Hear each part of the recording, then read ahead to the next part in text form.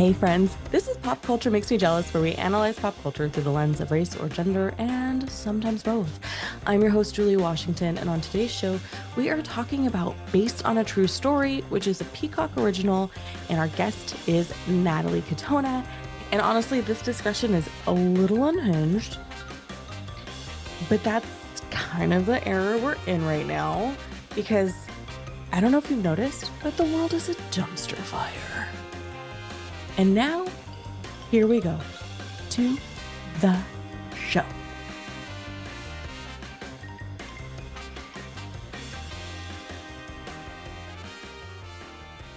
Friends, Natalie Katona is here, and you love it when she's here because you love this duo.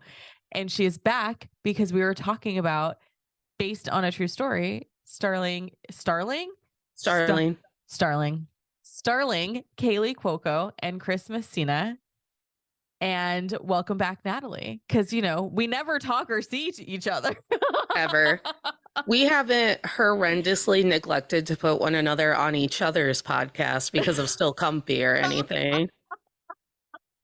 I was like, when's the last time I was on Pop Culture? And when was the last time Jules was on Tolerated? I don't know. We do a thing every Tuesday. We do a thing every Tuesday, and people who aren't tuning in are seriously missing out because, damn it, we're funny and smart. We're funny, and I haven't even been able to do my bits about the men in the submarine. Whew. Whew. A moment of silence for white male arrogance everywhere.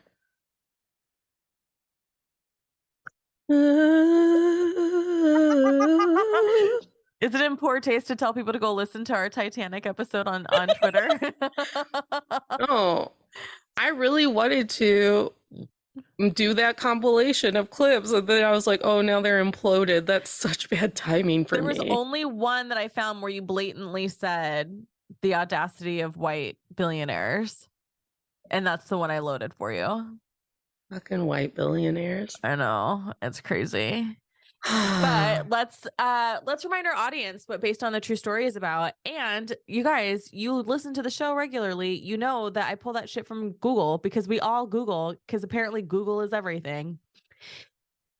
Between endless bills, midlife marriage squabbles, a new pregnancy, and mounting work pressures, Ava and her husband, Nathan, feel like they're watching their lives fall apart. Ava's passion is true crime. So when she realizes that the plumber turned family friend Matt is the serial killer behind a string of unsolved murders in LA, she spots an opportunity. Ava and Nathan blackmail Matt into co-creating a podcast about his, air quotes, work.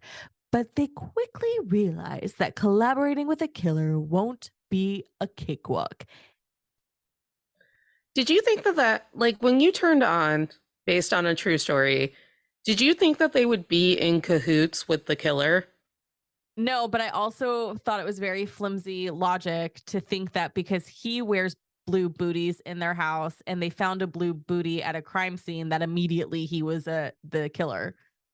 Yeah. But I honestly thought that they were just going to be like two bored people who are like, what if we Agatha Christie'd and solved the serial killer thing, and they would be hunting him, not in cahoots with him. Right. And two, I was like, but how is this different from Only Murders in the Building, who also start a podcast about murders? Because Selena Gomez wasn't the murderer. Right. The New York Times actually felt like this show falls short in terms of like what they could do. So if you haven't seen it, fair warning, as we've mentioned, there's going to be a lot of spoilers in this episode about this show. Based on a True Story is only 8 episodes. And I actually take issue with that because it is too short for how much they put into each episode. They just ended it. And I was like, what do you mean that's the end? There was no resolution. There was not even like, I guess there was a twist, because then like the friend's husband was like, wait, did you kill my wife? And then it ended. And I was like, that's where we're ending. I don't even feel like that was to me, this feels like a mid-season break. You know how we used to have this? Because the minute so Kaylee Cuoco is Ava. Chris Messina is her husband Nathan. And this Google description is pretty accurate. Like he's a down on his luck. Former tennis pro. Yeah, he beat Olympian. Yeah, like he beat some famous tennis person that if you know tennis, like all of that will be interesting to you. And so like right? Like if you are a person who follows tennis, I don't know, look it up. Basically what you just said. Well, I couldn't remember who his like big match was against, and I didn't want to go back and watch that episode to like get it again. But I will say this. And so Kaylee Cuoco's character, so Ava has these friends and they're all wealthy. Like these people are disgustingly wealthy. And like one in particular, her husband is like generationally wealthy. Like the grotesquely gorgeous home they live in was a gift. Mm-hmm. And you know, this house is like $20 million easily in LA because they're in LA. And it's the West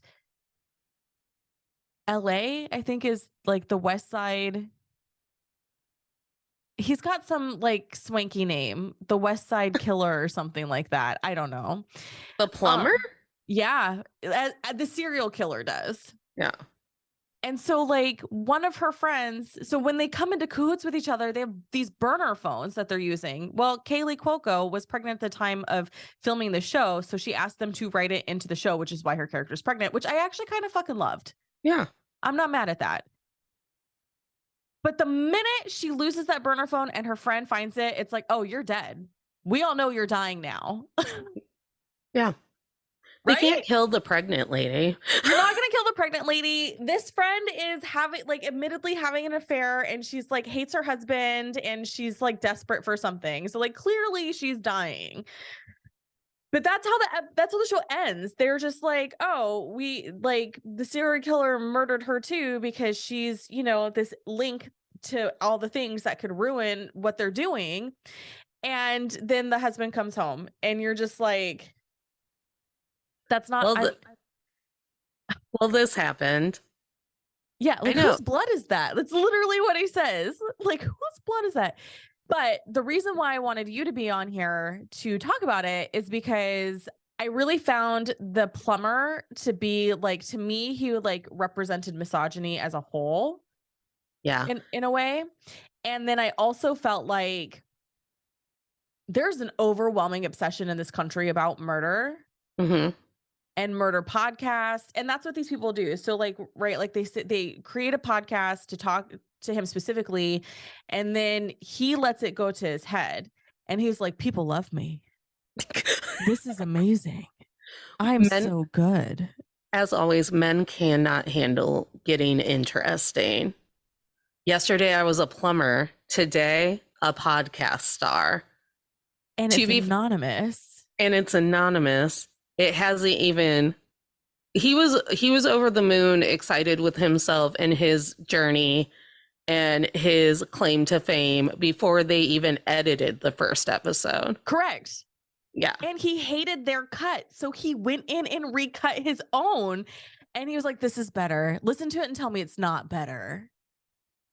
I contacted someone else for intro and outro music, but like, don't even worry about it. Like the arrogance of white men. Right? Yeah. Yeah. We always talk about the arrogance of white men. The arrogance of white men. They can't handle being interesting. They can't handle one day being a no person, someone that no one knows. Yeah. And then the next day being like, what if 5 more people know about me? It literally just goes to their heads. We see it all the time. Insecure men can't all of a sudden feel a little bit secure without like hitting someone, killing someone. We'll figure out, I guess, eventually why he kills people. Assuming they bring it back for season 2, because, streamers aren't good at... That's what... I was like, Peacock, this is bold as fuck. On the heels of Scandival, you then just give me like a murder show, Natalie? And I'm like, sure, I like that. Kaylee Cuoco? Yeah. I like the flight attendant. Flight attendant's so good. It's so good. And then it's like 8 episodes and we're going to tell you nothing. What? Essentially, it's literally all build up. That's all it Uh-huh. is. Like, and then the end, the way it ends, it's like this isn't an ending. Mm-mm. This is not where you end a season. Like this is you guys did not do a cliffhanger right. You basically ended the episode and then didn't give us an episode 9. Mm-hmm. But okay, one of the things I DM'd you about when we were talking about this was I think that the show's creator is clearly satirizing the murder obsession our country has. Google agrees with you. Did they call I, it a satire? Is that what I read? yeah.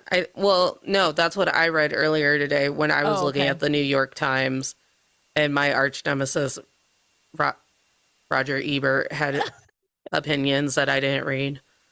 Love And that you looked at Roger Ebert. I didn't. I accidentally clicked a link and I Oh, was like, okay. not you. Not You're not the one you. I wanted. But no, I think it was supposed to hit as a satire. I think, I, as we know, I think satire is dead because none of us can handle it anymore. Uh-huh. So it doesn't punch hard enough to be satire. It's not Best in Show. It's not Right. Drop Dead Gorgeous. It's these people are so kooky because they love murder. We're at a convention.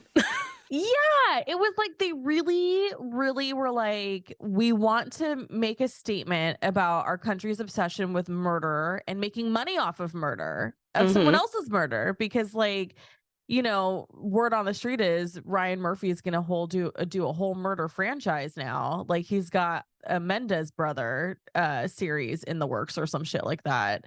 I will watch the fuck out of that. I will. I hope we're bringing back, what was the one where they did Gypsy Rose and her mother? Um,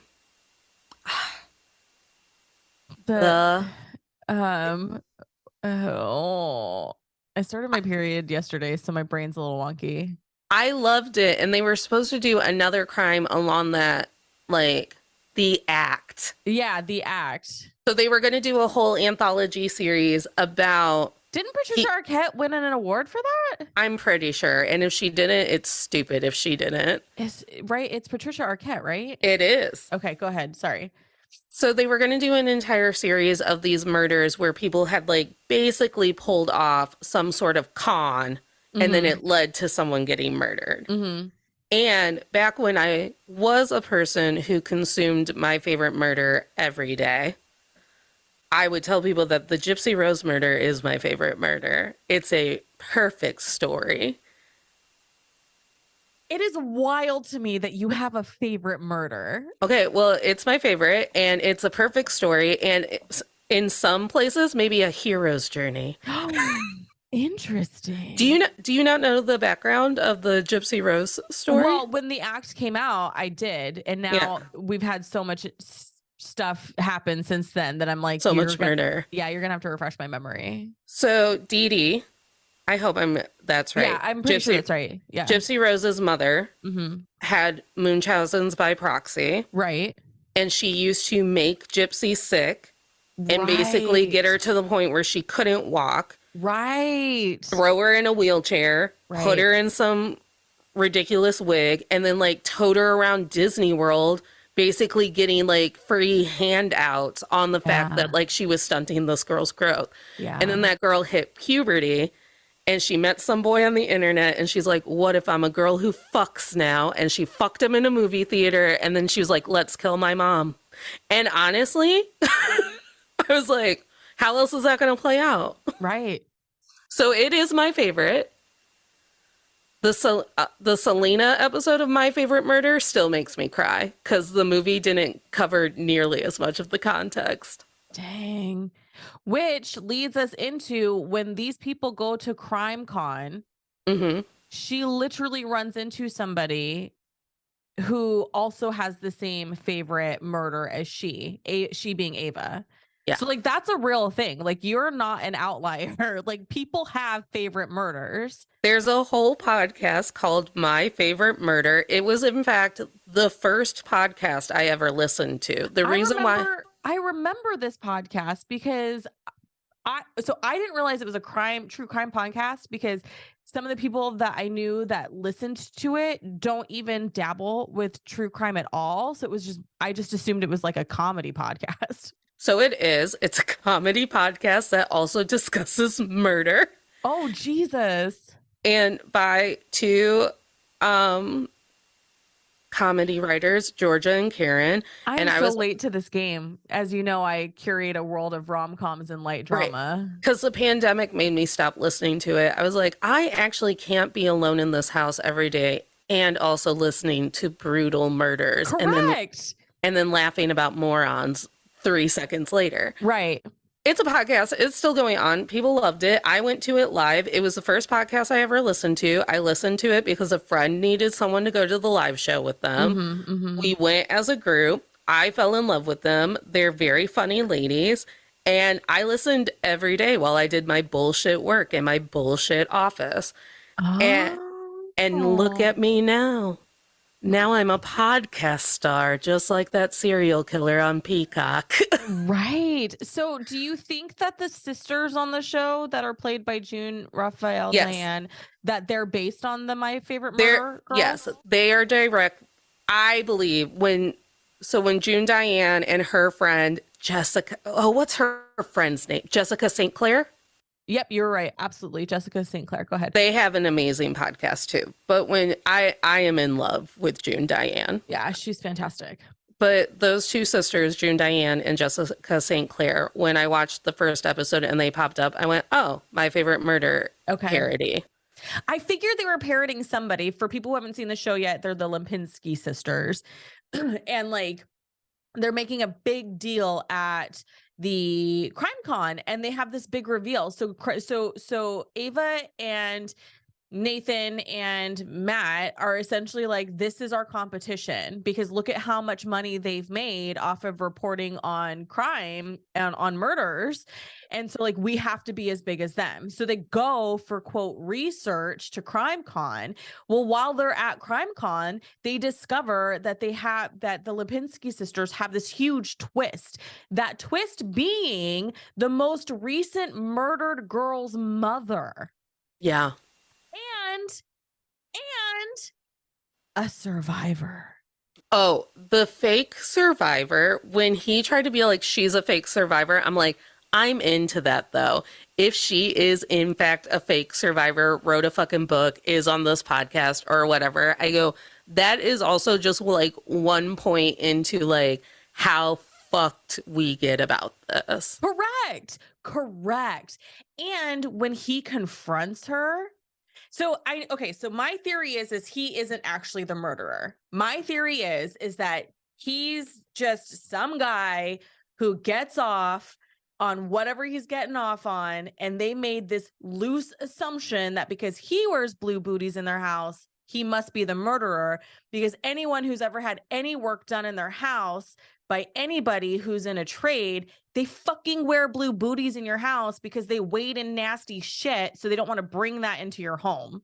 Like I can't tell you, like the HVAC guy is always like, I know, I'm so sorry. I have to come into your house. I'm putting on the booties. Like, just show me the way and I won't have to like, what, you know what I mean? Yeah. So I was like, okay, so that's a weak theory, Kaylee. Come on, Ava. But I understand you needed something to kick off the show. Right. Because they're going broke. Correct. Because which is a scary thing in the current culture we live in. Because Mr. Tennis Pro, the former Olympian or whatever. Yeah. Hottie Christmasina. Hottie Christmasina. I do love a grumpy Christmasina. And he's actually kind of fucking hot in this show. Like, Gray is good on him. I love a grumpy Christmasina, and I always have. Yeah. But he's an injured pro tennis player, which is why he's giving lessons instead of playing the circuit. I don't know. And so they demote him because someone hotter is giving lessons, and they're like, it turns out that all of the trophy wives who wanted lessons from you now want to look at that shirtless dude that gives them cocktails while they're playing. And I was like, yeah, Chris, he's more fun. Yeah, I was like, you know what? I was watching Queen Charlotte the other day and I was like, God damn it, George is fucking hot. And then I looked him up and saw what year he was born and I thought, I'm a pervert. Well, He was born in like 95 or 6 or some shit like that. So we're a solid decade at minimum apart, but it yeah. still had a moment of like, I'm an old lady thinking this child is hot.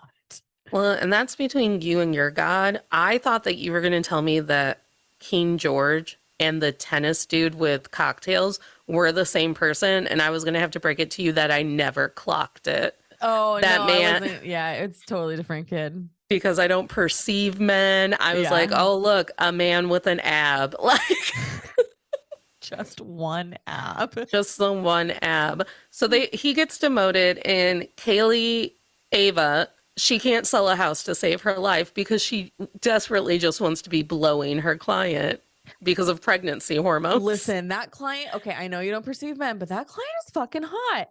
And the one that I think is the actual killer, because the whole time she's showing him this house, I was like, how fucking easy would it be for a really gross, heinous person to schedule a home tour Mm-hmm. as a prospective buyer? Because you're a prospective buyer, they don't do any kind of checking on you for that, right? Right. And then you just like show up and fucking murder the shit out of a real estate agent.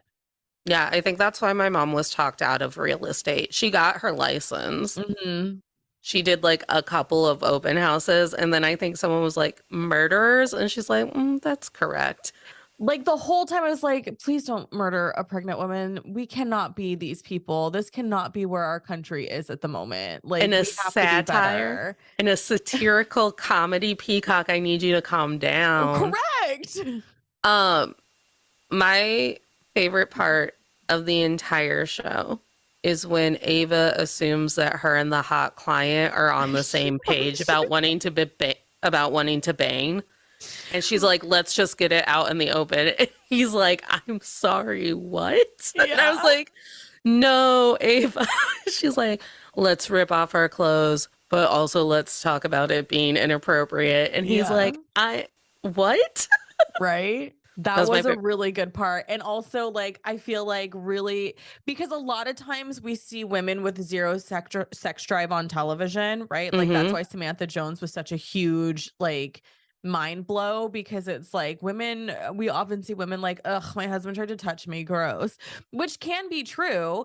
But also, there's a subsect of women who are very sexual. And,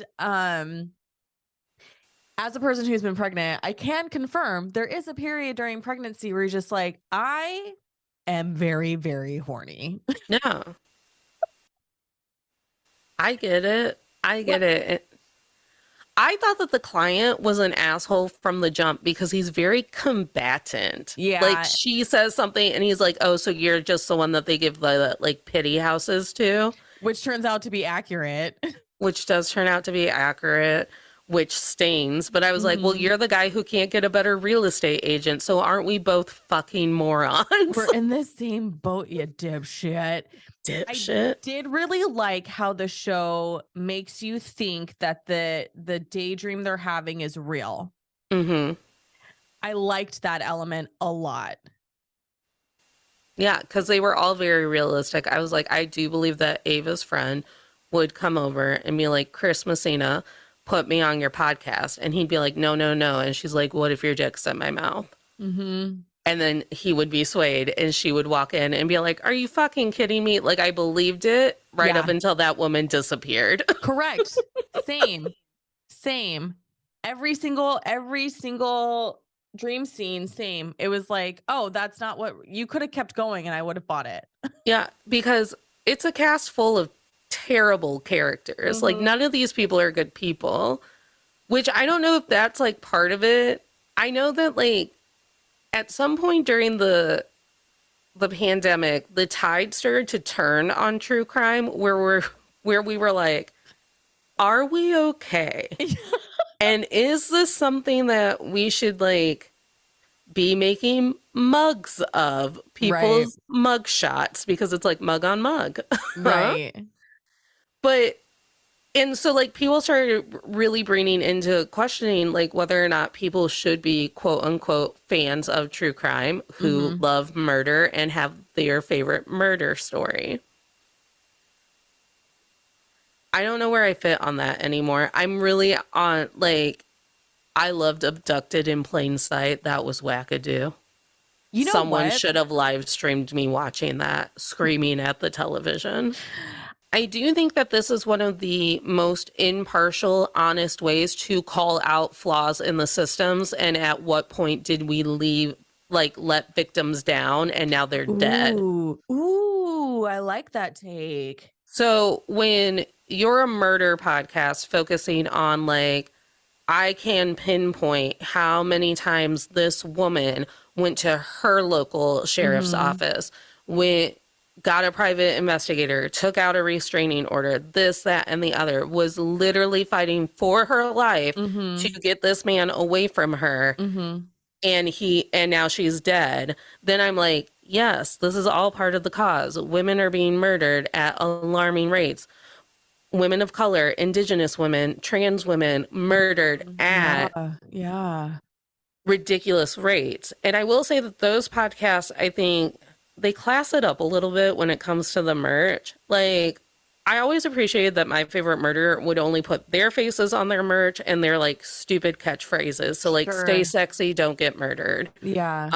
There are others I haven't listened in years. So I appreciate that. Like sell merch for your podcast. Podcasting is a job. Like Mhm. people should get paid to do it. When when they go to that crime convention, I'm like, I could never. Just And walking around being handed a pencil with like Wayne Gacy on it. No. that was wild to me. And then I was like, do I want to Google if this is a real thing? Because do I really want to know? And like, what will pop up on Google if I Google it? I'm pretty sure it's real. I'm pretty sure that I mean Georgia and Karen from My Favorite Murder used to be the headliners for it a bunch of times. Dang. I don't know if it travels. The last time I was aware of it, I feel like it was in the South. I feel like I thought I could get there. Oh, interesting. Interesting.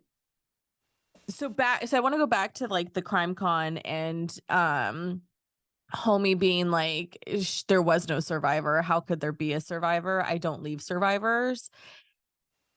Even in that interaction when he like confronts her about it, like I think like yeah, I feel like yes, it's him calling her bluff, but I feel like he's again because I don't think he's the murderer.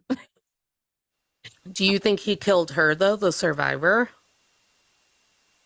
Or do you think he just gaslit her until she jumped off a building? I Because think that's how I took it, that he yeah, literally got in her head and then she yes. leapt off the That's building. what I think as well because I think that she might have been in a similar situation like Ava and Nathan, where it's money's tight. I got to do something because capitalism in our country is so cruel. Hmm. The survival rate in this country just doesn't feel like it's good Mm-mm. because so many people are is so in distress because of variables outside of their control. So I mean, look at that guy that was on Oprah who said he was in prison for all those years, sold a best-selling novel, got on Oprah, and it was all a fucking lie. Right. So, like, in my mind, I'm with you. I'm aligned with you. Like, he was able to find a crack because when she said, I would be able to pick him out anywhere, I was like, no, ma'am, you can't because trauma. Because trauma. I can't, I couldn't close my eyes and tell you what some of my ex-boyfriends looked like because trauma. So I was like, so this is why I think it's not him and why he is such a representation of misogyny because he's like, I can get away with anything. I'm not murdering, but I'm going to make people think I am. And I can Right. get away with that too. Well, Like there's so go ahead. no one can just be chill about something, right? Right. Like, hey, we're going to do an 8-part series of you murdering people throughout LA, and then we're going to call it a day. He's like, nah. And their one stipulation was while we are producing the podcast, you cannot murder. And he's like, where's the longevity in that? Which is a great marketing point. Like, Yeah, and he keeps envisioning murdering people too. So I think they work really hard to convince you he is the murderer. But you had more thoughts. Go ahead. so then, so he can't be chill about anything. So then the season also kind of ends with him gathering other serial killers on a no camera video call and Right. just being like, what if we did a season where you got to tell your take? Meanwhile, he's ignoring the fact that the reviews are in, Twitter has spoken, no one wanted this, Right. which I don't think is true. I don't think that that's how the public would take it. I agree. And because Netflix put out the that stupid good-looking man that Zac Efron played. Dahmer. Yes, they put out the Dahmer tapes and people were glued to them. That's all people could talk about. Like, did you listen to the Dahmer tapes? No, I didn't listen to the Dahmer tapes. What is he gonna tell me I don't already know? Dahmer or Bundy? Oh, I think it was the Ted Bundy tapes. I think they put out both. I don't know. We have like a new Ted Bundy and a Dahmer thing every 6 months. Well, what's interesting too is with the Lipinski sisters, they bring the mom on, and then that was gut-wrenching. Mm-hmm. With the most recent Dahmer story that Ryan Murphy did, the families were like, I'm gonna turn my camera off real quick because I keep seeing a lag. The families were like, nobody asked if we were okay with this. Oh, Ryan Murphy didn't ask permission to do exactly what he wanted to do. That's weird. Right. So, like, that's the other side of it for me. It's like you're digging up the most horrific event in someone's life, Mm-hmm. forgetting For fodder. forgetting there's a ripple effect to that event. I can't imagine being the mother of one of the victims and then being asked to be paraded about. No. And I think what's fucked about their podcast and like trolling out the mom onto stage to be like, look, she's still devastated. Mm-hmm. Oh, do you think? Is that their entire season is going to be that dude. So Serial also, so you have your podcast where they pick one murderer and they trail his entire murder career up until trials and discoveries and all of it. And then you have your one-offs where like, today I'm going to be talking about the Black Dahlia. And you're like, I can't get enough about Black Dahlia. What if you say something that they didn't say? Sure. Because there is like, you know, the legacy murders. Like, so I am a bigger fan of involving people who are okay about talking, because my favorite murder will like rope in people who have like who have like Patton Oswalt went to one of their book signings because of his former wife, Michelle McNamara. She wrote that book about the East Area rapist. He has a bunch of names. That's the one I always hang on to. So she wrote a huge book, which I listened to because I'm sick. And Patton Oswalt came and like did the foreword of their book and like talked at one of their book clubs. So I'm like, okay, if people are doing this with consent, but if you're going to someone's house in Alabama, finding someone's sister or mother and being like, do you need 50 grand? Yeah, everyone in this country needs 50 grand except for those dudes who are at the bottom of the sea. Ding ding. Ding ding. So it's very predatory. And I feel like that was a really good highlight because you literally do just like sit them on the stage and go, are you still sad? And then they nod, dazed. And then all those people want to tell you how sorry they are, but how much they love the coverage of your daughter's murder. Right. And then to contrast that with when Ava's in the bathroom and the mom comes out of the stall, washes her hands, asks her, do you know what you're having? And she's like, no, we're just going to be surprised, or whatever it was. Essentially, they don't know if they're having a boy. And she's, I hope you have a daughter. and then just leaves. And you're just like, how the fuck am I supposed to feel about that? How am I supposed to take that?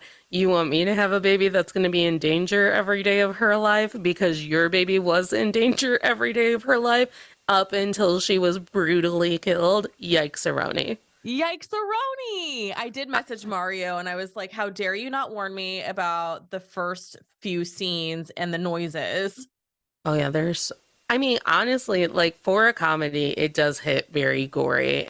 Well, but she doesn't really talk She sure either. doesn't. Like, Right. maybe one word, one line here. So you really don't get a sense of what this serial killer's type is other than young girls, young women, because they're all over 18. I think they're all over 21. Right. They're not all brunette, I don't think. Like, I don't think that they've like hit on his like niche, Which like his he, little kink. which, you know, I'm going to call him fake murderer, reveals later that he's like, you guys, I have to murder. Like, it's just a thing. Like, I need to murder. And I'm like, Do you? are you sure? Also, big reveal, he has like a young kid Uh-huh. and he's a single dad. So the Uh-huh. women go wild. And I'm like, you can't trust fucking nobody. I also loved, well, I don't know if I loved it as in I appreciate this technique, or if I loved it because I hate the way sometimes men see women. So the person who Nathan works with at the country club, who's like, Nathan, we're demoting you for this 24-year-old because he's hot and that's what all the moms want, which is confirmed by all of Ava's friends who are rich and trophy wives. And you know, murder guy is there and she meets him and he's like flirty because he is good looking and he's, you Mm-hmm. know, got this charm about him, whatever. And she's like, do you vouch for him? And Nathan's like, absolutely not. Like, I barely know the guy. Like, he's my plumber. And she's like, oh, okay. And then later on, they do have like a date because their kids get along. Mm-hmm. That's where the kid thing is handy to know. And they go on a date. It makes Nathan very uncomfortable. They show up at an event together. And then later on, she's like, your friend that you vouched for, that you put up to date me is like, no. He told me I was a dead end and like dumped me. I'm mad at you. And Nathan's like, huh? What? Because that's on the heels of of Matt telling Ava and Nathan that he needs to murder. He needs to murder because he needs fresh new content for the podcast. Right. He has to murder. He has like a tick that needs to be talked. Right. Like, Right. But I thought I that was so like how he's like, I absolutely do not. This is a plumber. I don't know him very well. And then 3 episodes later, she's like, the friend you told me to date. was a weirdo. And you're like, how did we get there?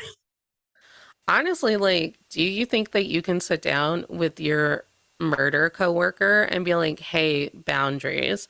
I can't watch what you're doing at all times, but maybe don't date anyone I know because then I'm going to feel responsible if you murder them. Uh-huh. Like just a healthy conversation on like relationship workplace boundaries. Mm-hmm. Yeah. Yeah. Yeah.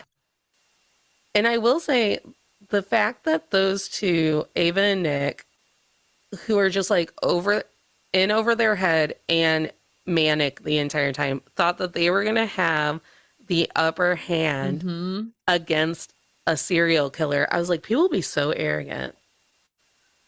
Agreed. And again, I go back to the season wasn't long enough because Hmm. they packed, each episode wasn't paced in a way where by the time you got to episode 8, you felt like it was the end of the season. Also, there was enough to bring you back for season 2. This was, we are cutting it off at the legs and hope to get a season 2. Do you think they're trying to time traveler's wife us and trick us into a season 2 by just being like, we just ended it. What now? Well, ask that moron Moffat how that worked out for him. And Moffat wasn't on the edge of a writer strike. We are straight up in the middle of a writer strike, possibly soon to be a actor strike if they can't come to an agreement by June 30th. Yeah. So it's really bold to just kind of be like, eh, Yeah. We'll here's just what cut it. we'll just cut it, because we learned throughout the series that the podcast isn't doing that great. It's got two, which they're like, it's not doing that great. And it's like, you have 230 downloads on your first episode. No, that's good. Like, Yeah. for an independent podcast who literally has no clout, you did good. But so at CrimeCon, our good friend Booty Matt is like, I'm going to set up a live episode and then tweet out for everyone to come to this ballroom so we can talk to them. And that's where he kind of is like, hey, this is a thing, blah, blah, blah. And everyone's like, what the shit is happening? This is so fascinating. It does end up blowing up and becoming a Mm-hmm. big deal. And there's conversations about like partnering with, selling the podcast for like $20 million. So everyone's like, finally, money. Yay.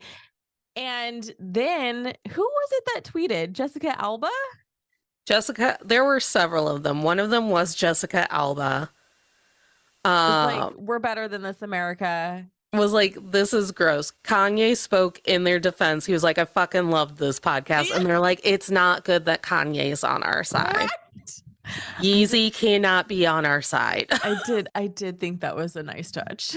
So they did a couple. I'm not going to remember them all, but I do Yeah. remember Jessica Alba and Kanye. And honestly, but it does like broach the like question that I think comedians have been up against for the longest time, where it's like, well, how far is too far for the laugh? Well, how far is too far for the inside scoop on the crime? We all love true crime. We all wanted to hear what stupid Ted Bundy or Jeffrey Dahmer or all of them had to say on their stupid little interviews with the Mindhunter dudes. We all wanted Jonathan Groff to stop being in Little Shop of Horrors so we could have a third season of Mindhunter. Like, these were things we wanted. Right. Well, not me, but everyone else. Yeah. And it's one of those things too, where it's like, I would love to see like a cultural anthropologist or somebody who studies human behavior look at, and it's hard to do this without also having to look at take the consideration of social media, but there's so many things that happen for clout on social. And who was it? One of these people who committed a heinous crime and like a shooting spree literally went live on Facebook To do it? Yeah. Fucking the mania that you have to be under. Yeah. And then, this was before Facebook was Meta, by the way. So then and I was working for the government at the time. So it turned into this whole conversation in my marketers group, because it was like, what's the culpability of this? And then, cause there's, it was a government group. So there's like people from all forms of government there. I don't remember the conversation, but what my takeaway is like, what is happening? Because does this qualify as glorification? Do these I liked your point about, when you do it in a way where everyone's involved and there's consent versus doing it just to make money, which is what these people are doing and based on a true story. Yeah.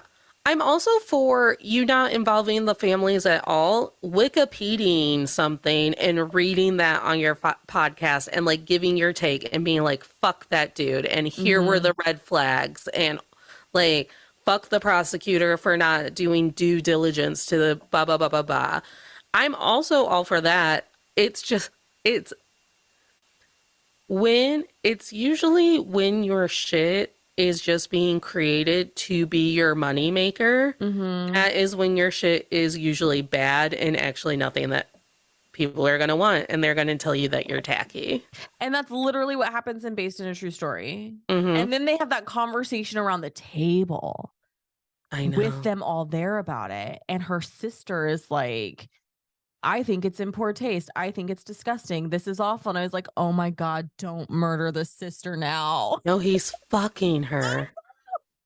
That's one of the reveals. That's one of the reveals. I tried to determine where I would fall on the would I listen to it like spectrum, because then it's like, because then it becomes the Johnny Depp Amber Heard thing where it's like, well, I can't escape it.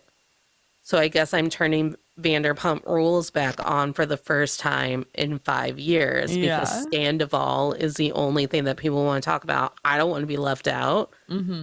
I guess I'm going to the Eras tour because I don't want to be left out. Like, you know, we're pack animals at heart. So I was like, would I listen to it? Just A, to see if they were doing a good job. B, see what the spin was going to be. Because, like, they keep telling each other that at the end of it all, once they make their money, they're turning him in. And I'm like, okay, he's going to kill you and take all of the money. That's literally what I thought too. That's literally what I thought too. I mean, like, I don't think he's the murderer, but I was like, you're making a deal with somebody who appears to have some kind of weird impulse control. And it's like very, very, very frustrating because he is getting off on the fact that you guys want to have a podcast with him, but I don't think he's the murderer.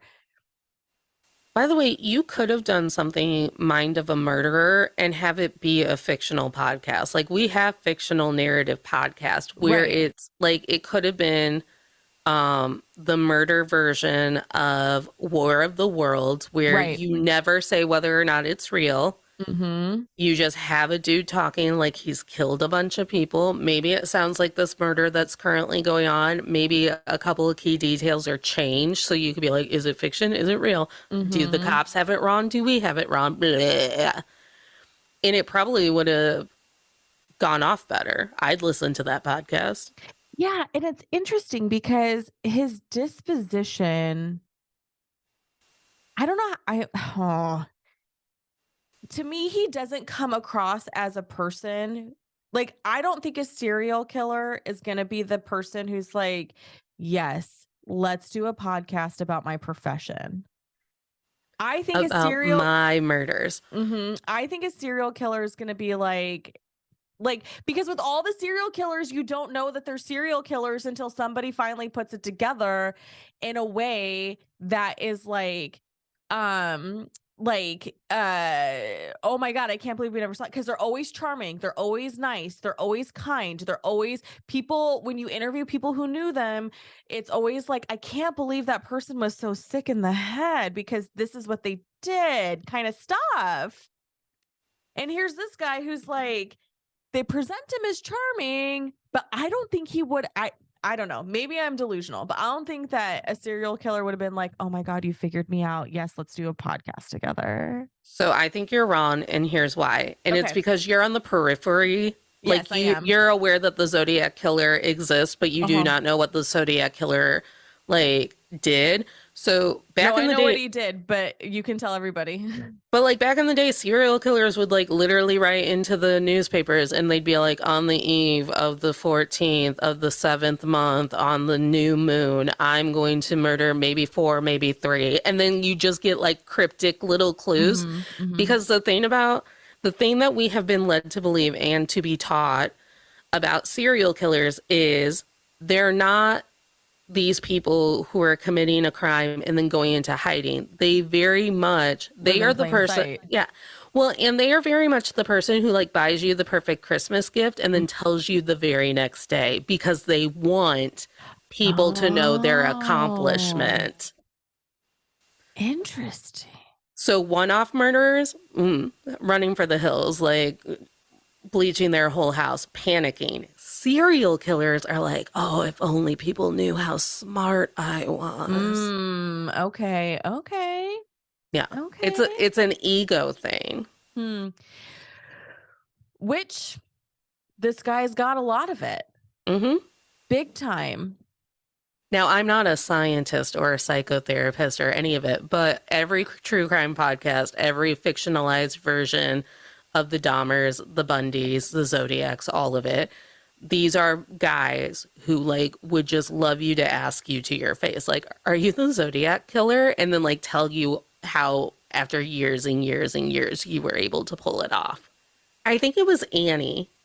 Let's just quote Annie on the episode. I think it was Annie who told me one time, she's like, I have to watch true crime so I'm prepared to be a woman in this world. Oh my God, that is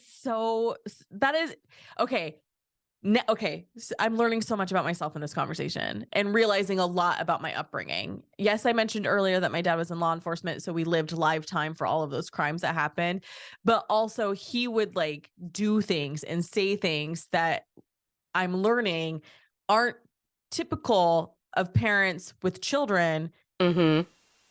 because he was raising brown children in a white America, Mm-hmm. slash he worked in law enforcement.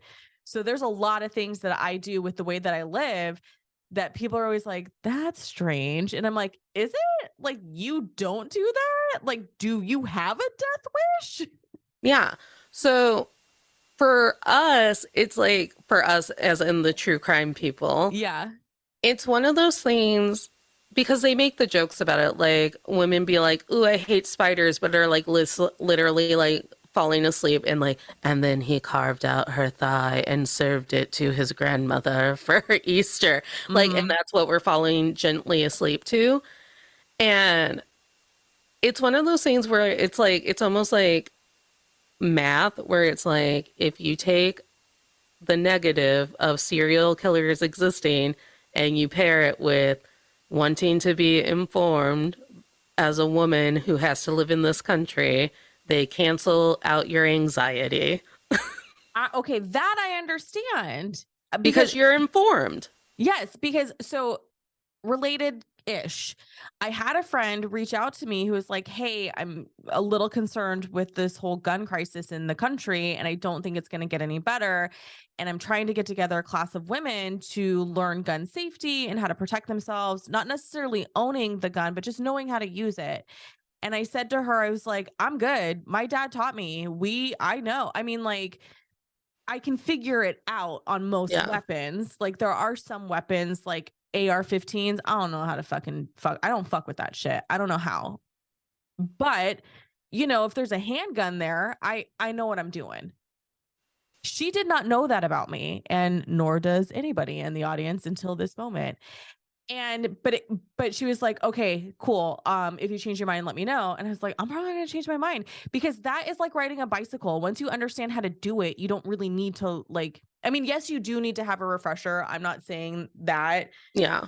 But for me, because it was the environment in which I was raised, it's one of those things where I'm like, no, I know what I need to do. Like that's a thing I run through my head regularly if something happens. See, and I was raised by nervous white people who are very aware that dangerous things could happen, but they have no fucking idea how to not make the dangerous thing happen. Mm. Ava and Nick in this show. Yes, absolutely. And Ava thinks she's such an expert because she listens to the show. And Yeah. and to some degree she is, but the guy's still outsmarting her. Well, as you know, I've started diagnosing people maybe diagnosing is the wrong term, but accusing people of being future serial killers that I Mhm. personally know. I'm like, future serial killer. Yeah. Dateline outfit picked and ready. Oh, keep spending time with them. That's fine. I'll Because pick out multiple outfits right. then. Because I have all of these like red flags in Mhm. my head where I'm like, are you charming or are you going to wear my flesh? Because that's the thing that we have. I do know that. I do know that from true crime because I used to watch 2020. Hmm. They are always charming. Yeah. Always charming. But now I also think that because we've skewed how we view quote unquote charming, thanks to Big Bang, that now Mhm. these like nervy types, these like nervy, like, ooh, blah, blah, blah, blah, ooh, Mhm. Mhm. the silent sealers, as I've called them, these just like really silent, angry guys. I'm like, we also have to look out for these. Look, Yeah.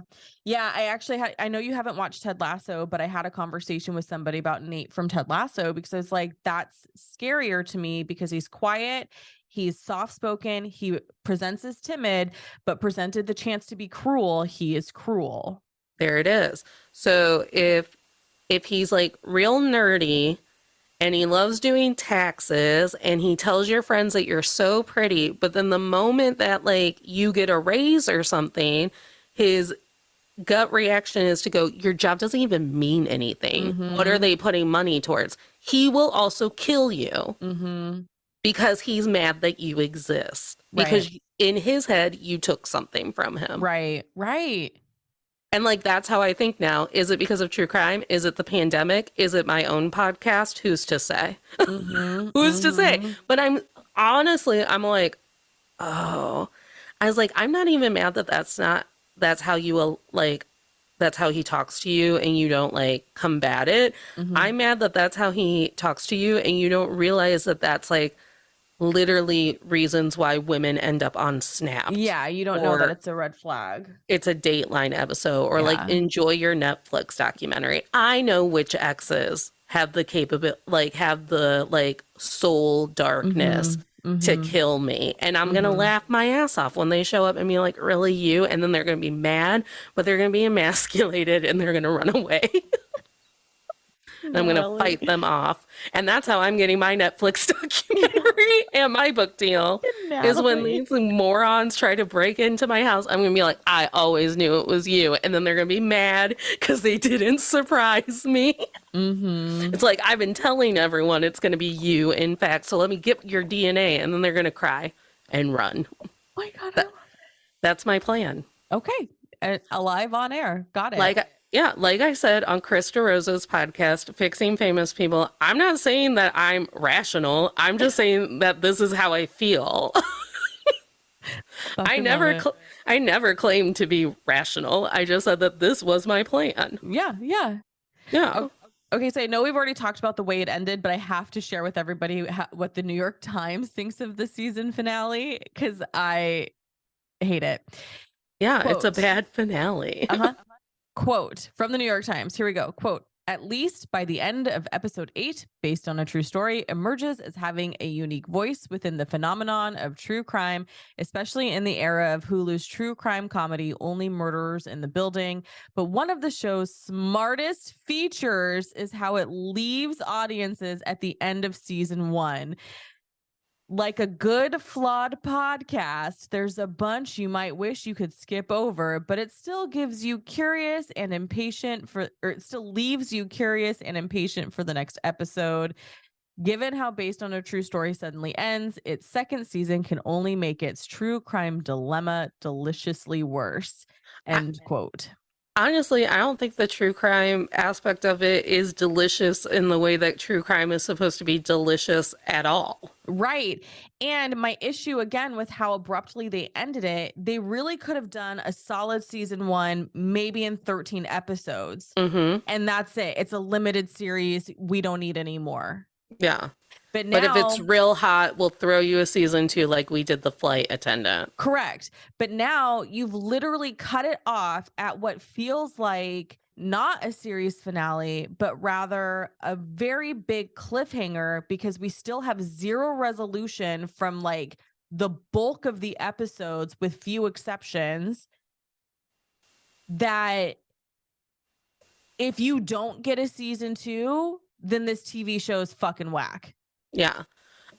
I also think we have to touch on the fact, especially at CrimeCon, where you know how I have a parasocial relationship with the entire cast of Critical Role? Yes, and I love listening here about it. It makes me Thank happy. you. Yeah. We had a really great episode today. It was so fantastic. Because sometimes you're like, Natalie hasn't texted me about Critical Role. Should I check in on her? Sometimes it's filler.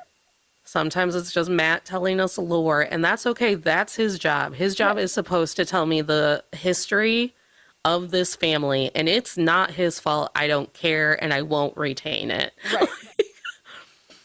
So, anyways, I think what CrimeCon also like highlighted is the delusion that some of the true crime population has allowed themselves to live on, where it's like we're helping. So Interesting. a lot of these podcasts do get clout because they're like pointing out holes in the system, blah blah blah blah.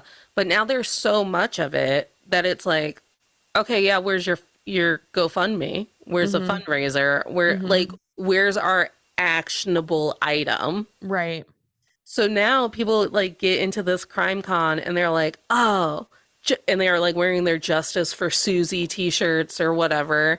And they feel like they're helping, even though they've Mm, never stood in a line arm in arm with their neighbors walking through a forest. They're like, I'm in it though. I'm your like friend in arms. I'm right yeah. here with you. Yeah.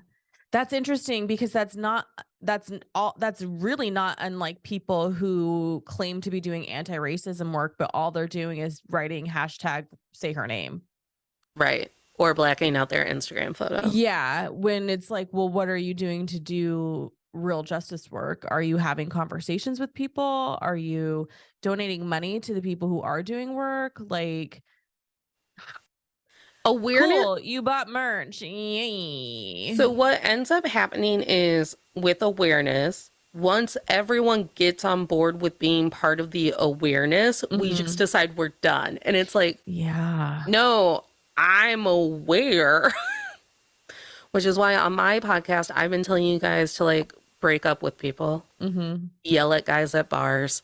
I'm giving you homework. I'm like, should you fight the patriarchy, you get to tell me, and then I will send you a friendship bracelet because you are actually a friend in the fight. Like, Yeah, because you and I have this conversation regularly. It's very frustrating when because you and I have done the work, we are continuing to do the work in ourselves as well as through our shows, but also the work that we're doing within ourselves to be better. And then when you spend time with people who literally are like, well, I'm just going to rail against this system, patriarchy, but I turn around and do things that uphold that system, it's really fucking hard to be in space with them. right.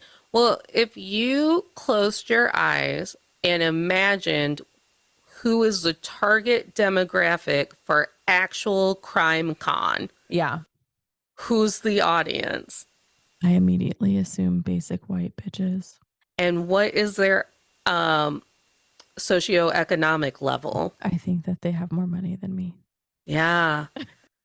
I'm not a scientist or a mathematician, and I came with no data and no statistics, but I would bet that you are correct. Mhm. So it's these, Literally everybody that I know that listens to crime podcast, white women. yeah, I do not know, and if I'm wrong, and I got some brown and black friends out there listening who do listen to true crime, fucking tell me because that's a data point.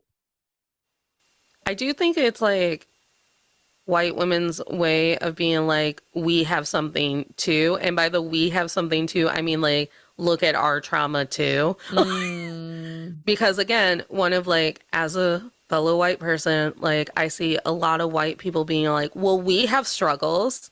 And I'm mm. like, yeah, I know. You probably also caused your own struggle. Like you caused all of the struggle for the like communities we colonize.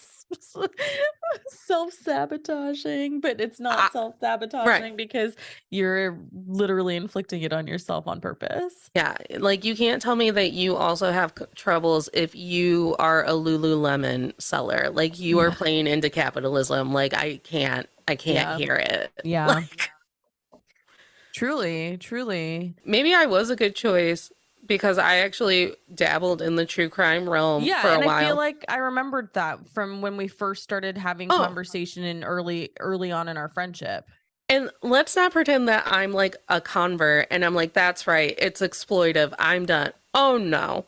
If there's going to be a hella good documentary on about the Zodiac killer, when they released who the Zodiac killer was, and it was just like any old crusty white dude who Mhm. looked like your great uncle. And we knew that that's how it was going to be, but Mhm. like the lore and the mythos around the Zodiac killer for him to look like a white California raisin, I was upset. Well, that's the basic structure of a colonizer too. Yeah. And Yeah. it was the same with the East Area rapist, literally just an old man in the woods who was like, yeah, he did it. Like, but they're evil. And you're like, Is that the same guy as the Golden State Killer? yes, there, Okay. thank you. I couldn't actually remember what that is his most current name. Okay. Okay. his moniker. I will admit I did watch the news coverage of his trial. Yeah, because he's evil. Yeah. Like, he is an evil man. I will watch the documentaries being like, look at this evil man. Train your brain to spot out other evil men like this. And what was the most creepy about watching the video footage from the courthouse is how he just sat there. I don't want to say it was smug, but it was definitely like, yes, I can't believe you guys finally figured it out. Look at you guys got me out of the woods. Because that's what it is, right? They're like, now I get to tell people how I got away with it for so long, which is the premise of Mindhunter. They sent those men in with their tape recorders and they were like, talk to Dahmer, it'll be great. Oh my God. But also the fucked up part is that when I was in college, I was a huge fan of Criminal Minds, which is about the I remember that show. the task force that actually goes into the psychology of the killer's mind. Yeah. And I would watch it way late into the night. And then at some point, my brain would be like, well, of course we're all killers. Look at how people treat us. And our parents aren't great. And like the economy and all of it. I was like, turn it off. Turn it off. You're siding.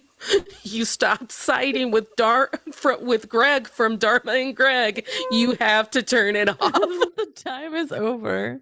Yeah. So there's also radical empathy in the true crime community, is what I'm trying to say. Yeah. Because I'm like, that guy's mom was really mean to it. Yeah. Now when people complain to me about their partners or literally anything, I go, I bet you their dad hates them. Like, you should really look into that. And if their dad hates them, you need to dump them. It's not getting better. They're not going to do the therapy for it. They're not. Yeah.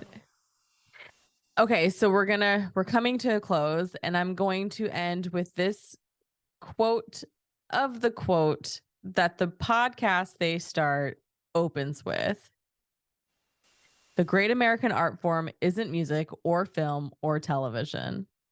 So fucking rude. The great American art form is murder.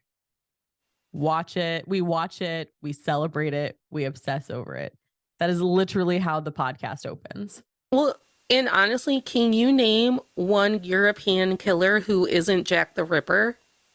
Or Adolf Hitler? Okay. All right. I didn't know war criminals were on the table. Okay. I don't know. You really fucking showed me, because I'm like, Jack the Ripper, man. He killed sex workers. That was a bummer. And you're like, hey, the Holocaust, though, Natalie? But because like he wasn't a war criminal until we declared war. Right. Like those were the only convenient. Two. Yeah. Oh, does Stalin count? Well, yeah. Yeah, Jules, once you bring in the world wars, the Mussolini, the people who killed the Romanovs, so the Bolsheviks. Yeah. Okay. All of them, yes, all of them count. But remove that, and also it's only Jack the Ripper. Right, because no one's doing a podcast episode on murder I wrote about Hitler or Mussolini. It's different. I don't know why it's different. But it is. Yeah. How dare you? Do you mean the Holocaust, Natalie? But sure.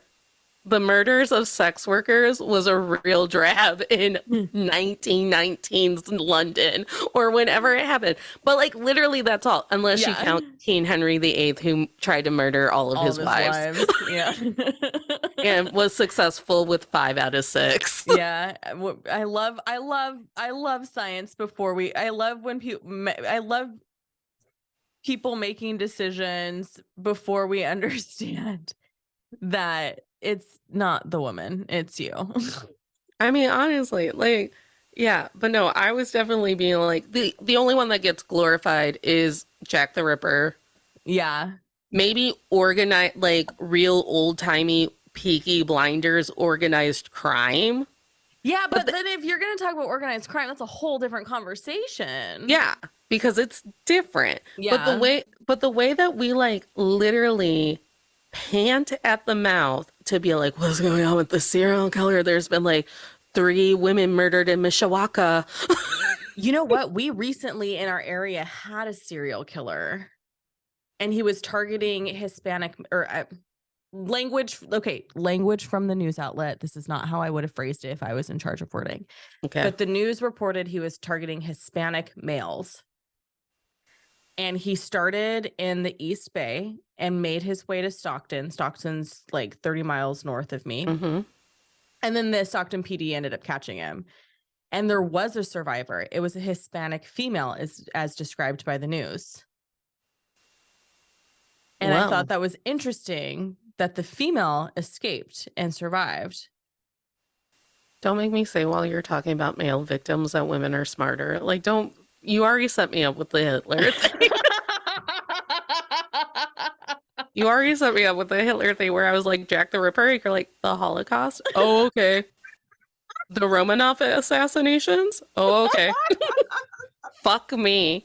No, but it was recent. This is the most recent, but I don't think it got national attention. Well, as you know, I am from the state of Indiana, and you know the first episode of Unbreakable Kimmy Schmidt where she escapes the bunker. Yeah, is that your hometown? Yeah, not my hometown, but I believe that was in Indiana, like killer.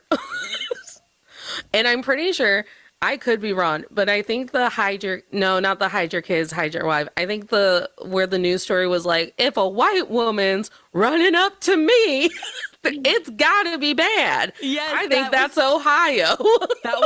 Yeah. It was so funny. I think that's Ohio. I could be wrong. I don't really look into Ohio murders. We don't currently have a serial killer at large that I'm aware of. And as you know, I stopped watching the news right after I left the county because all the COVID shit like burned me out. Mm-hmm. So the fact that I even watched TV that day. Uh-huh. Oh, you know what it was? I saw it on Instagram because somebody who used to live in the area who moved away posted about it. And I was like, the fuck? We have a serial killer in Stockton? Like, that's not far. Like, yeah. Well, I mean, we all should be really aware of whether or not there are active serial killers in our neighborhoods. I mean, true. Brock Turner is back in my hometown, so I could run into him at an ice cream parlor at any moment. Aww. And he's served 0 consequences. On a fun note. Do you think that this show will come back for a season 2? I'd fucking hope so. Okay. So as you know, I'm diving into Selling Sunset. Yeah. Oh, I'm so excited for you. And what I've noticed about Selling Sunset is I can't fucking understand the format because they ended season 1, but they had a trailer ready for season 2. Mm-hmm. I was like, how did you do that? So I feel like, is that this scenario where they actually have more episodes and they're just going to do a freeform situation where in 3 months we get more episodes?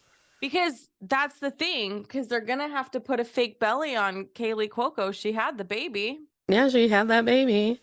Or maybe they already have episodes in the can. Maybe my mom's right, and I owe her an apology where she was like, well, maybe the writer's strike hit up on it. And I was like, Mom, TV shows take so long to produce. Like, I fucking know. I was like, Mother.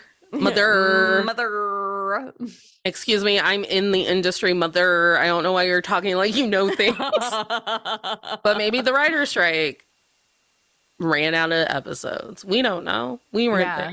We weren't there. I'll DM Kaylee and be like, Kaylee, what's the fuck's going on with this finale? Yeah, girl. Like, what? Could someone call in Chris Messina? Could we get Chris on the line? He's so hot. I thought she was cute. And so many reviewers were like, what the fuck is Kaylee doing? And I was like, what do you mean, what the fuck is Kaylee doing? I thought she was adorable in this. I thought she did a good job. Why are people always mad at Kaylee? I don't know. Why are they? Oh, because people love to hate women, but especially like pregnant women who are still living their lives. I loved that they wrote that into the show. I thought that was so smart. Instead of just being like, hold this potted plant the entire time. Yeah, because you know what it does? It really does add another layer element to the show because we know there's a serial killer out there. We presume they're working with the serial killer because that's what the TV show is telling us right away. So it adds this layer of, is he sick enough to murder a pregnant woman? Well, it also normalizes pregnancy on television. Correct. Correct. So now women who are with child, who are going out for roles, can just say, just make my character pregnant. Pregnancy is literally something we look at every day. And they didn't demean her in it either because, like, the parts that were funny about it were real. Like, when he's like, let's run up the stairs real quick. The cops are here. They're coming for me. And she's like, real up the stairs? Have you seen how pregnant I am? And Right. you're like, I'm yeah, not that's real. running. Yeah. I'm not running up the stairs. Yeah. Oh Why my God. doesn't this sports club have an elevator? This is fucking rude. Yeah. I'm sure it's $80,000 a year to live, to be a member. It doesn't So have one elevator. not a single one. Also, why are you running from the cops? Just stand there and be like, look, here's me and my pregnant wife. Would you like to ask me even more questions about that bartender that was The slaughtered? first time they showed up and he was like, oh, I don't know who you're talking about in that picture. And they're like, you don't? And then show him the security footage. I was like, how stupid are you? You could have just been like, oh, I didn't realize that was the same girl because Yeah. internet. Because if you look online, people curate themselves beautifully or they curate themselves to look like a mess, right? Right. And Also, so it's like you are such an innocent because you don't even know how to navigate this. Like well, you clearly don't have siblings who you tried to get in trouble all the time. well, and honestly, it's not a crime to have met a bartender and be like, yeah, Correct. I've been telling all of my friends that it's fucking crazy. I talked to her right before she was slaughtered. Isn't that nuts? Because and you then know that's literally how he would respond if he didn't think he knew this person who killed her. right, exactly. But listen, as we know, I have talked a many on my show, your show, and our show, Still Comfy, that people have to start being smarter about murder. They have to start calming the fuck down when they have to talk to these people. Because you can still have the movement in the show that you are seeking without them acting a fool. Mm-hmm. But they're trying to make it funny. I didn't find the show very funny. Did you find it very funny? I found parts of it funny. Yeah. But I think laugh out loud every episode, no. I don't even think I laughed out loud hardly ever. I think, again, like I told you, they're trying to be satire. Yeah. And they didn't take enough risk to be satire. I am really worried that satire is dead. I don't think it's dead. I just What's think a modern that people, satire that we've had? Let me finish my thought. I was gonna say, Is it Hitler with the Holocaust? Fuck you. Is it the producers with Springtime with Hitler? Ted. You're gonna have to cut some of this because it's fucking offensive to someone out there. This will be like, hey, if you want the extra bit, go to Patreon. No, it is, what was I supposed to give you an example of? Satire. Oh, my thought. I think that people are scared to be satirical because everyone is crying that everything is offensive without actually like truly calling out and criticizing the true offensive stuff. They're just like, that's offensive. And it's like, I need you to dig deeper. Right. Tell me why it's offensive. And then they can't. And it's like, do you not have the language to understand why it's offensive? Or are you just on a surface level with being offended these days? You're being really nice about my point, and my point is that people aren't smart enough for satire anymore. Like, people don't read. People just want to see Marvel movies. Like, we have gotten to the point where, like, you do remember the movies we grew up with because we're rewatching them and we're like, this is better than anything I've fucking seen all year. The best thing, and Mario's coming on to talk about it, The Blackening. Yeah. That movie is so fucking funny. And that's all I'm going to say about it because everyone's going to have to tune into that episode. Yeah, I can't wait for the Barbie movie. Girl, I got 3 people I got to confirm if they still want to go before I can get my tickets. Because I'm like, I just need you to confirm because I'm buying tickets. I'm buying tickets. I will be going on the premiere. I will be dressed as Barbie. I will be making my own Barbie accessories. And But yeah, like I truly think that as a society, we have, and I call it the Disney syndrome, we have desensitized, we have sanitized everything to Hmm. the point where we've killed our brain's capability to go, oh, I see what they're doing there. Well, it's like I told you my theory with Bridget Jones. The Mm-hmm. book, it's all satire about her weight. She's literally making satirical commentary on women's obsession and society's obsession with women being fit and thin. Yeah. And then the translation did not make it to the movie. No, it's just Renee Zellweger hating herself Correct. and Correct. being told that that's endearing. Correct. Correct. So I cannot wait Morons. to cover it on Jelly Pop's book club because I will get into it. A bunch of men sat in a room and went, what if she hates herself for being fat? And that's the joke. That's the joke. Okay, tell everybody where they can find you.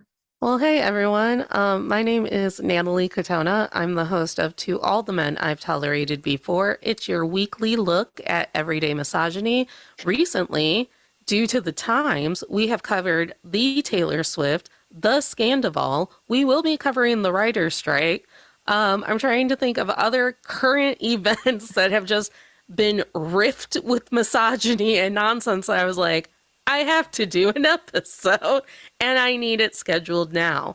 So if you're a reality TV junkie, a Swiftie, or a person who wants capitalism to end, we're the show with for you. Love that. Love that. And you can find me on a few of her episodes because Natalie and I like to episode swap. You can also tune in every fucking Tuesday to Instagram as we talk about TV because you really shouldn't be missing that because it really is a lot of fun. It's it's just it's funny. And if you log in and you're like, I've never watched One Tree Hill, but I have some Saved by the Bell notes, we'll talk to you We'll about talk to you about it. That's the beauty of live entertainment. I'll talk to you about Zach Morris. Mm-hmm. 100%, 100%, 100%. We are delightful. Y'all are missing out. Well, you're not missing out today because you heard this convo. I told you 2023 is feral. I just love it when you end up when I'm just like, catch us, watch us on the YouTube. We talk about movies, and you're like, you're dumb for not doing it already. And I'm like, why are you bullying your own fan base? I'm I feral. personally know some of your fan base, and now I'm gonna have to text them and be like, I'm so sorry that's how Jules acted on her own show. Today I am feral because I got an unexpected insurance bill that is taking more money than I'd like, and I have one part-time job. So this will be my reminder that capitalism kills. We talked a lot about murder and how serial killers kill, but it's truly capitalism. Mm-hmm. And we both have our Venmos, Cash App, PayPals, and our Patreons in both of our link trees. Mm-hmm. Support a hoe. Support Jules having car insurance. My cat needs Prozac. Do you like cats? So I've just decided this is our Patreon. JK. You like cats? She needs Prozac. All of season 1 of Based on a True Story is available on Peacock now. But before we close out, I want to share a few things with you. If you or someone you know has watched Based on a True Story and loved our discussion, share it with them. Sharing a show is a really low stakes way to support the show. Or you can leave us a review on Apple Podcasts. Reviews help let Apple know the show is worth listening to. And I have a few announcements. Our happy hour is back, and if you want in on our chats about pop culture's greatest hits, you can join us by joining us on Patreon. For just $5 a month, you can join our studio audience, which gets you access to the backlog of our bonus content and the live happy hour. Okay, now for book club. This month's book club pick is Lessons in Chemistry by Bonnie Garmis. You can read along with us all month long, but if you want to join the live chat, we are meeting July 16th. If you join Patreon at the Best Friends Club membership, you get access to live happy hour and our live monthly book club. Pop Culture Makes Me Jealous is written and edited by me, your host, and we are taking a small summer break to gear up for season 5, as well as launching our sister podcast, the Jelly Pops Book Club, where you can find wherever you find your podcasts. In season 5, we're going to get into the nitty-gritty of Disney movies that shaped our young minds. We have some returning friends and we have some new friends coming to the show, and I'm so excited about this season and cannot wait for you to tune in. If you're new around here, use this break to catch up on our back episodes or join us on Patreon. You'll still get fresh new content over there every month. If you want to keep up with the show, you can follow us on Instagram at Pop Culture Makes Me Jealous, or if you want a KIT over the summer, you can find me at the Julia Washington. Thanks for tuning in, y'all. Until next time.